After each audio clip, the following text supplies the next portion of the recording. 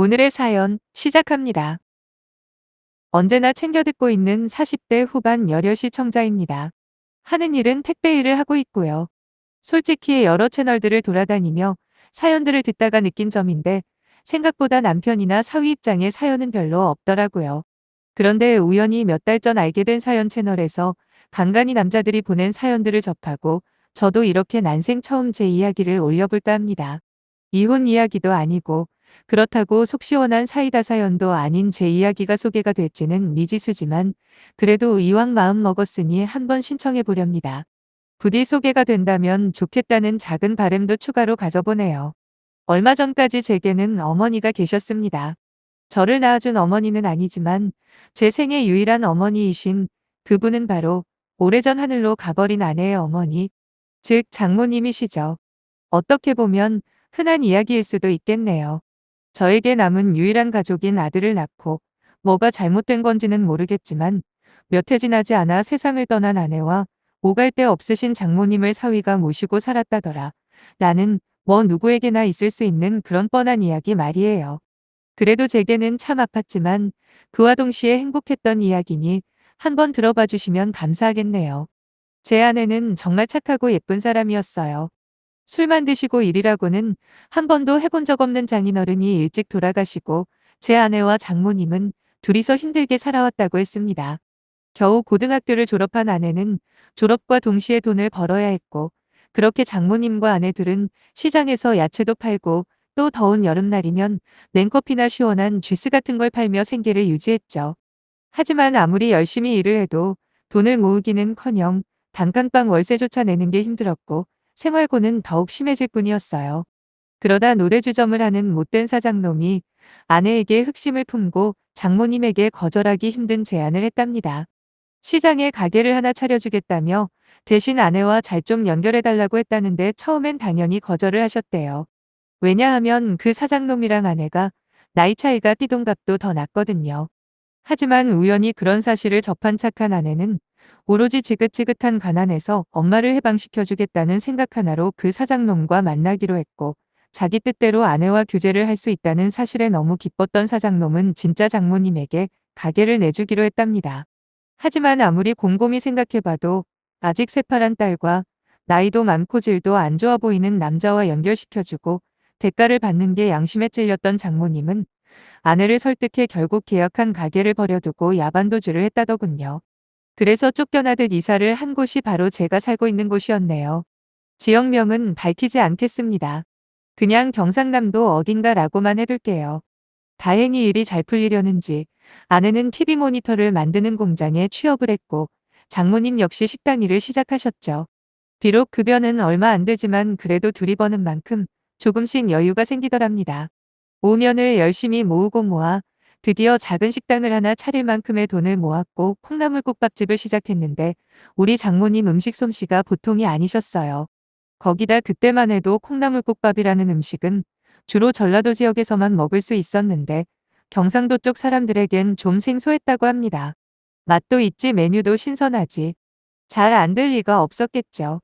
드디어 아내와 장모님은 예전과는 비교도 할 수 없을 만큼 생활이 안정적이게 변했고 어느 정도 먹고 살만하니 장모님은 아내가 눈에 걸리더랍니다.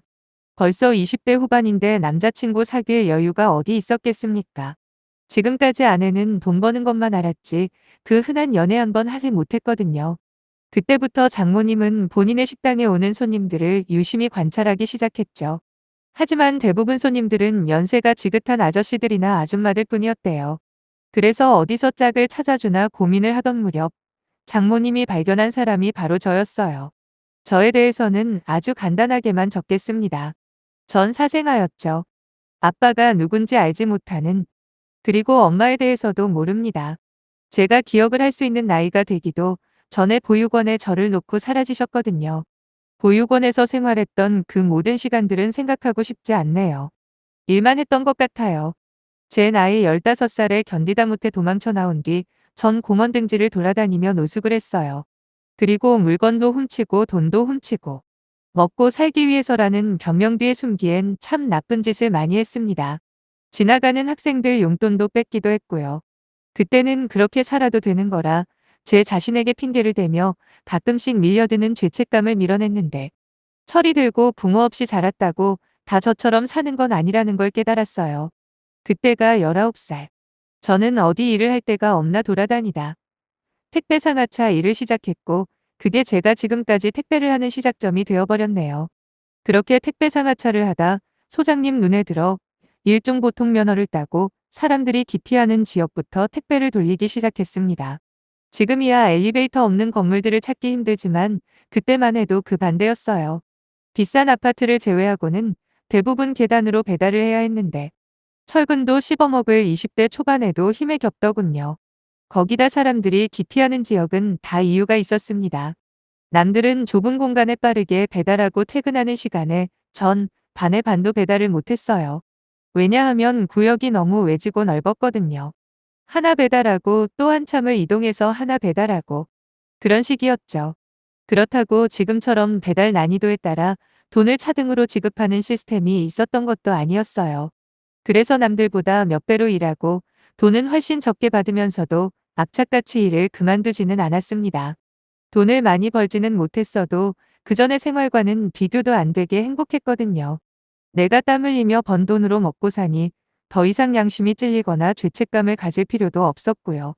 제 배달 구역도 시간이 지날수록 아파트도 하나씩 들어오고 발전이 되면서 생활도 더욱더 안정을 찾고 여유로워졌습니다. 그러다 발견한 게 그 당시 아내와 장모님이 운영하던 그 콩나물국밥집이었죠. 한 번, 두 번 가다 보니 점점 자주 가게 되고 그러다 단골이 돼버린 제게 장모님은 갈 때마다 질문을 하셨어요.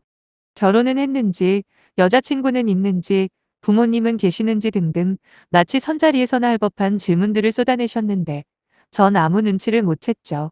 속으로 저를 사윗감 후보로 생각하고 계셨다는 걸요. 택배 일을 비하하려는 건 아니지만 그때나 지금이나 사윗감 직업이 택배를 한다고 하면 달가워할 사람이 몇이나 될까요? 그런데 장모님은 제가 택배 일을 한다고 대답했을 때 마치 사자 돌림 직업을 들은 것처럼 대단하다고 추켜 세워주셔서 엄청 당황했던 기억이 나네요. 단 한 번도 들어보지 못한 말이었거든요. 어느 정도 탐색이 끝나셨는지 어느 날은 본론을 꺼내시더라고요. 나중에 들으니 아내도 제가 어느 정도 마음에 들었다고 강하게 거절을 하지 않는 모습에 장모님도 용기를 내신 거랍니다. 장모님은 제게 아내를 가리키며 어떠냐고 물어보시더라고요. 솔직히 말하면 제가 그 식당에 자주 간 건 콩나물국밥이 맛있어서 그런 것도 있지만 갈 때마다 아무 말 없이 일을 하고 있는 아내를 보기 위함도 있었거든요. 그러니 제 입장에선 장모님의 제안이 얼마나 반가웠겠습니까?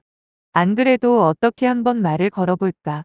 장모님이 없을 때만 호시탐탐 노리고 있었는데 먼저 제안을 해주시다니요. 그때부턴 일사천리였네요.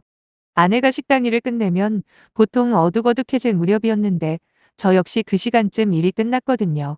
참 꿈 같은 시간이었습니다. 다시 한번 그때로 돌아갈 수만 있다면 제 영혼이라도 팔아 아내를 다시 만나고 싶어요. 그리고 저희는 결혼을 했습니다. 분가 같은 건 아예 생각도 안 한 저는 모아놨던 돈 다 털고 당시 살고 있던 장모님과 아내 집 보증금도 빼서 낡긴 했지만 좀 넓은 집으로 이사를 했어요. 결혼식이나 신혼여행 같은 건 저희에겐 사치였고 그냥 이사하고 혼인신고하는 걸로 저희 결혼은 끝이었네요. 사는 건 빡빡했지만 저희 셋이 정말 행복했어요. 매일같이 희망만 보이던 때였죠. 돈도 조금씩이지만 모이기 시작했고 가게도 잘 되고 있었거든요. 거기다 제가 배달하는 구역도 조금씩 사람들이 많아져서 물량은 늘었는데 배달 종료 시간은 점점 앞당겨지는데 살맛이 나더라고요. 그리고 더 큰 행복이 찾아왔는데 바로 저희 아들이 생긴 겁니다. 하지만 그때는 몰랐죠. 아내의 임신이 얼마나 큰 결과를 불러올지 말이에요. 사람들은 고혈압만 무섭다고 생각하지만 실상은 그게 아니에요. 고혈압보다 더 무서운 게 저혈압이거든요. 평소에는 표시가 잘 안 나지만 한번 몸에 무리가 가면 그냥 순식간에 쓰러져 위중한 상태가 되는데 제 아내가 저혈압이었던 거죠. 열심히 퇴교도 하고 저도 틈틈이 식당 일을 도와가며 드디어 출산날이 도래했고 우리 아들은 아주 건강하게 태어났는데 문제는 아내였습니다. 저혈압 때문에 아이 낳느라 소진된 기운이 좀처럼 돌아오질 않더라고요. 병원에서는 한 달 정도 입원시키더니 더 이상 자기들이 할 건 없다며 집에 가서 쉬면서 기운 차리게 해주라고 해서 데리고 왔는데 수시로 혼절을 할 만큼 축 처지기만 하더라고요. 그래서 한약방이라는 한약방은 전부 다 돌아다니며 저혈압에 좋다는 한약도 지어서 계속 먹이고 침도 맞게 하고 별짓을 다 했습니다. 중간중간 좋아질 때가 있었는데 그때마다 아내는 제게 미안하다며 눈물을 흘리길래 몇 번 큰 소리로 야단을 치고 그랬네요. 미안하다 말할 기운 있으면 어서 자리에서 일어나 다시 예전처럼 행복하게 살자고 말이에요. 하지만 계속 시름시름 앓던 아내는 아들 딱 돌되는 날 세상을 떠났습니다. 전 슬픔의 무게를 견디지 못해 무너져 버리고 말았죠. 며칠 동안 물만 마시고 울기만 했습니다. 아이가 울어도 달래줄 생각조차 안 들고 왜 내 인생은 이렇게 꼬이기만 할까? 라는 생각밖에 안 했는데 그때 장모님이 제 등짝을 세차게 내리치시며 정신 차리라고 하더라고요. 지금 애가 울고 있는데 언제까지 그렇게 넉나간 사람처럼 있을 거냐고, 산 사람은 살아야 하지 않겠냐고 하시는데 순간 정신이 번쩍 들더라고요. 그래, 지금 나보다 더 슬픈 사람이 장모님인데 부모는 죽으면 땅에 묻고 자식은 죽으면 가슴에 묻는다던데 내가 지금 뭐 하는 건가? 장모님도 저렇게 정신 붙들고 계신데 내가 이렇게 무너지면 안 된다. 아내가 남겨준 애를 위해서라도 일단은 살자 했습니다. 장모님은 제게 돈을 좀 달라고 하시더라고요. 그래서 이유를 물어봤더니 이제 아내가 죽었으니 당신은 나가서 살아야 하는 거 아니냐며 내는 틈틈이 봐줄 테니 더 이상 같이 사는 건 아닌 것 같다고 하시길래 전 바로 무릎 꿇고 매달렸습니다. 그런 법이 어디 있냐고, 한 번 사위면 평생 사위지 이렇게 버리고 가지 말라고 펑펑 울면서 빌었어요. 모르겠네요. 그때 왜 그렇게 무섭고 두려웠는지. 아마도 태어나자마자 버림받은 과거의 트라우마와 그때의 상황이 겹쳐 보였나 봅니다. 아내가 살아있을 때도 장모님은 이미 제게 어머니 같은 존재였거든요. 그래서 장모님은 그럼 애가 좀 클 때까지만 있는다고 하셨고 그때부터 돌아가며 애보랴 일하랴. 아내를 떠올릴 시간조차 없을 만큼 바쁘게 살았네요. 물론 가끔씩 장모님과 둘이서 술 한잔하곤 했는데 그때마다 서로 부둥켜 안고 미친 듯이 울었습니다. 그때라도 누구 눈치 보지 않고 한 사람은 떠나간 딸을 그리워하며 그리고 다른 한 사람은 떠나간 아내를 그리워하는 시간이었죠. 3년이라는 시간이 흘렀고 이제 애도 어느 정도 커서 어린이집에 보낼 수 있는 나이가 되자 장모님은 진짜로 떠나신다고 하더라고요. 그때는 차마 막지를 못했습니다. 명분이 없었거든요. 아내를 잃은 슬픔도 어느 정도 정리가 된 상태에서 무슨 핑계로 장모님을 말리겠어요. 그래서 알겠다고 하고 방을 알아보러 다녔습니다. 장모님은 그래도 종종 얼굴 보러 들리겠다고 말씀은 하셨지만 전 알 수 있었어요. 아마도 한동안은 못 볼 거라고 말이죠. 근데 일이 생겼습니다. 바로 장모님이 큰 육수 냄비를 옮기시다가 허리를 크게 다치신 겁니다. 의사 말로는 이미 망가질 대로 망가져 있었다고 하더라고요. 평생 힘든 일만 해온 장모님의 몸 상태는 허리뿐만 아니라 다른 곳도 다 한계가 왔다고요. 한 번 고장난 허리는 다시 돌아오질 않았고 장모님은 결국 식당을 처분하셨습니다. 그리곤 요양원에 들어간다고 하시더라고요. 전 결사 반대를 했습니다. 나중엔 자꾸 고집부리는 장모님에게 화를 내기까지 했어요. 사위는 자식 아니냐 그러면서요. 그랬더니 장모님이 딸년이 죽었는데 어떻게 네가 내 사위냐 하시길래 그 자리에 주저앉아 미친 듯이 울었네요. 틀린 말은 아닌데 그땐 왜 그렇게 서럽던지요. 나도 자식입니다라는 말을 몇 번이나 반복하면서 꺼이꺼이 울었습니다. 결국 장모님도 함께 우시더군요. 그 모습을 본 아들도 영문도 모른 채 같이 울었고요.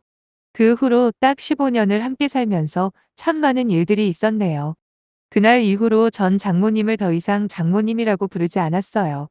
대신 엄마라고 불렀죠. 장모님도 저를 최서방이라고 부르지 않고 창석이라는 이름으로 부르셨고요. 이 이상한 관계에 한 번은 제 직장 동료들이 회식 자리에서 수근수근대는 겁니다. 뭐 사위 등골 빼먹는다느니, 알아서 나가야지 뻔뻔하게 얹혀 산다느니, 잘 알지도 못하는 것들이 뚫린 주둥이라고 나불나불 잘도 떠들어대길래 제가 그만하라고 했습니다. 남의 속사정은 당사자 아니면 모른다고, 내가 장모님이랑 왜 사는지, 그리고 왜 엄마라고 부르는지 모르면 닥치고 있으라고 하자 그 말에 기분이 나빴던 몇 놈이 또 한 번 장모님에 대해 안 좋게 이야기하길래 그날 너 죽고 나 죽자 대판 싸움이 났네요. 사실 싸움도 아니에요. 제가 일방적으로 접한 거지. 결국 경찰서까지 다 끌려가서 조서 쓰고 합의 한 해 만에. 난리도 아니었죠. 다행히 쌍방으로 그냥 훈방 조치되었고요.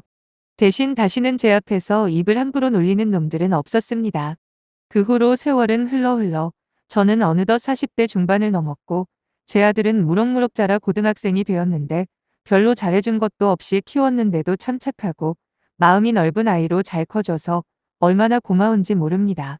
한 번은 엄마 없이 키워서 미안하다고 한 잔 먹고 이야기를 했더니 저를 안아주면서 엄마 빈자리 아빠랑 할머니가 넘치게 채워줘서 괜찮다고 오히려 저를 위로해 주더라고요.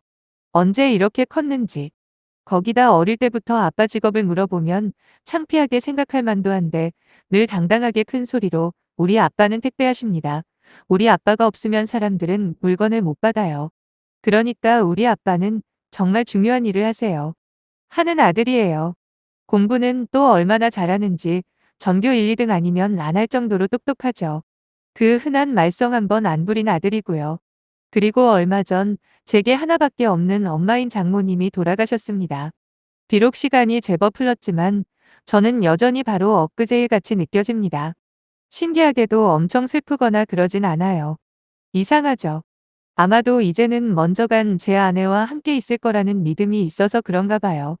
저도 아들만 아니면 당장이라도 가고 싶은데 아직은 때가 아니네요. 아들한테 제가 줄 게 많거든요. 제 이야기를 읽고 아마 우울해하실 수도 있다는 생각이 갑자기 드는데 안 그러셔도 됩니다. 저 행복해요. 든든한 아들도 있고 아직까지 일할 수 있는 튼튼한 두 다리도 있고 그리고 지금까지 제 엄마였던 장모님과 함께 모든 풍지풍파 다 이겨내온 추억도 있거든요. 할 만큼 했다고 생각하니 미련이나 후회도 없습니다. 다른 사람들은 다 이해하지 못해도 여기 제 사연을 읽어주시는 분들만큼은 공감해 주실 거라 믿고 오늘도 잘 살아보려고요. 곧 아들 대학교 들어가는데 열심히 벌어야죠. 그래야 나중에 아내와 장모님 만났을 때 어깨 펴고 나 잘했지? 라고 말할 수 있잖아요. 별로 재미없는 이야기라 소개가 될지 모르겠지만 혹시라도 소개가 된다면 아들 녀석한테도 꼭 들려줄 겁니다.